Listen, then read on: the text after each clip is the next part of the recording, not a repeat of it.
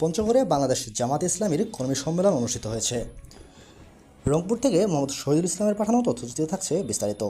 অভিযান নিউজ টিভির সাথে আছি আমি তৌফিক হাসান। বাংলাদেশ জামাত ইসলামী পঞ্চগড় জেলা শাখার উদ্যোগে আজ শুক্রবার এক বর্ণাঢ্য কর্মী সম্মেলন আয়োজন করা হয়। সম্মেলনটি অনুষ্ঠিত হয় স্থানীয় একটি মনোজ্ঞ পরিবেশে সুসজ্জিত মঞ্চে। অনুষ্ঠানে প্রধান অতিথি হিসেবে উপস্থিত ছিলেন কেন্দ্রীয় নেতা মাওলানা মোহাম্মদ ইশাক হোসাইন, যিনি কর্মীদের সামনে দিক নির্দেশনামূলক বক্তব্য প্রদান করেন। এছাড়াও অনুষ্ঠানে জেলার গুরুত্বপূর্ণ নেতৃবৃন্দ এবং বিভিন্ন উপজেলা এবং ইউনিয়ন পর্যায়ের নেতাকর্মীরা উপস্থিত ছিলেন। বক্তারা ইসলামী আদর্শে সমাজ বিনির্মাণের গুরুত্ব তুলে ধরেন এবং সংগঠনের সাংগঠনিক কাঠামো এবং ভবিষ্যৎ পরিকল্পনা নিয়ে আলোচনা করেন। তারা বলেন, ইসলামী মূল্যবোধকে সমুন্নত রাখার জন্য কর্মীদের আত্মত্যাগ ও ঐক্যবদ্ধভাবে কাজ করতে হবে। সম্মেলনের শুরুতে পবিত্র কুরআন থেকে তেলাওয়াত করা হয় এবং দোয়ার মাধ্যমে অনুষ্ঠানের সমাপ্তি ঘোষণা করা হয়। আজকে বিগত 20 বছর পরে এরকম একটি সুন্দর পরিবেশে কর্মী সম্মেলন পেয়েছি।